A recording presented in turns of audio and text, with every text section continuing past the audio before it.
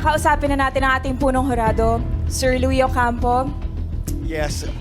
What a difficult day it was for us.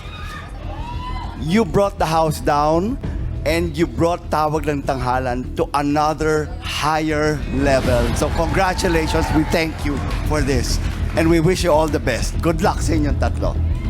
Thank you, Sir Louie. Madlang people, sa puntong ito, malalaman na natin ang resulta checked and verified by ABS-CBN audit representatives.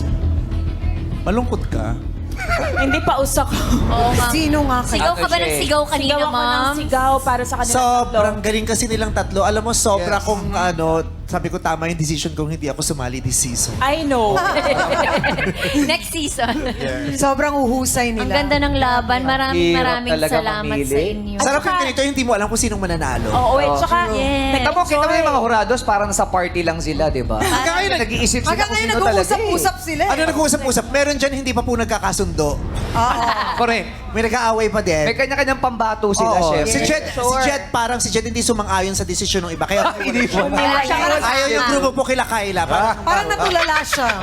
Pero syempre, I'm sure tuwang-tuwa rin ang kanilang mga eskwelahan kay True. Arvery at Claret School of Lamitan, kay Carmel naman ang King Thomas Learning Academy Incorporated at kay Isay ang City College of Calapan. I'm sure proud ang lahat ng mga eskwelahan na mga nakapasok Oo. dito sa ating top Yes. Ang dami ng ang lala ng usapan, chikahan at talakan sa Twitter. At pinag-uusapan din nila kung bakit lumalayo yung ibang hurado kay Sir Nonoy, ayaw siyang tabihan.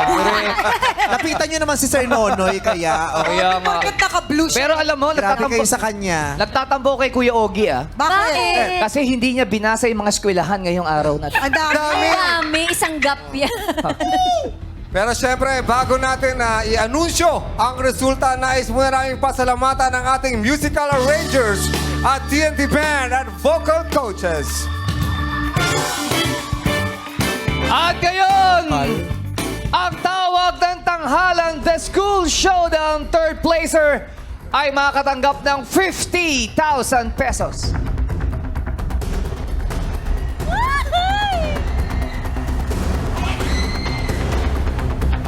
With an average score...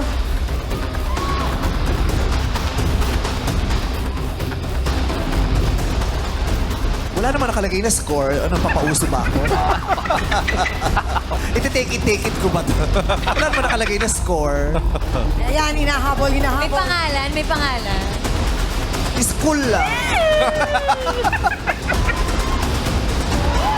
Congratulations din sa school na magwawagi dahil may 100,000. Yes. Tama.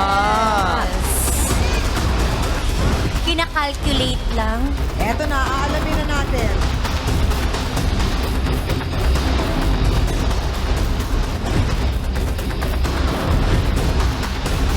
Yun lang. De, total, ilalabas naman natin yung mga final scores mamaya. Mamaya na natin malalaman. Pero for now, i-announce ko na ang ating third placer. Ayun na, with an average score of 92.5%, ikaw ang tawag ng tanghalan, the school show ng third placer!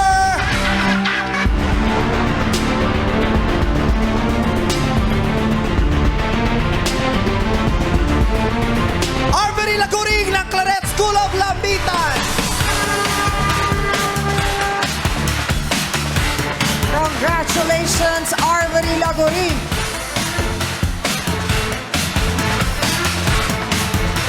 Siya ay makakatanggap ng management contract from Star Magic. At ang atin naman pong Grand Champion ay makakatanggap din ng contract from Star Magic to be awarded by the head of Polaris Star Magic, Mr. Riley Pablo Santiago Jr. Recording and music label contract from Star Music to be awarded by ABS-CBN Music Head for Music Content and Operations, Mr. Jonathan Manalo.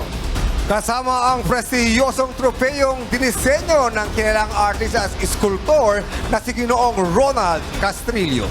At siya rin ay magwawagi ng tumataginting na 1 million pesos! At ang inirepresenta niyang paaralan ay makakatanggap naman ng 100,000 pesos! pesos. Madlang people, isigaw nyo na ang pangalan ng estudyante na nais nyong tanghaling Grand Champion.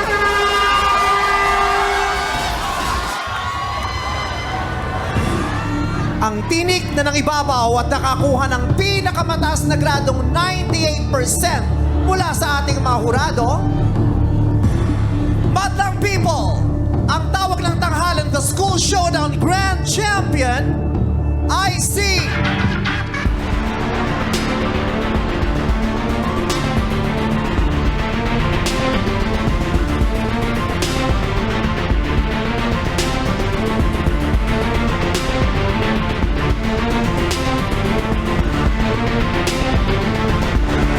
Carmel Goliado ng King Thomas Learning Academy Incorporated!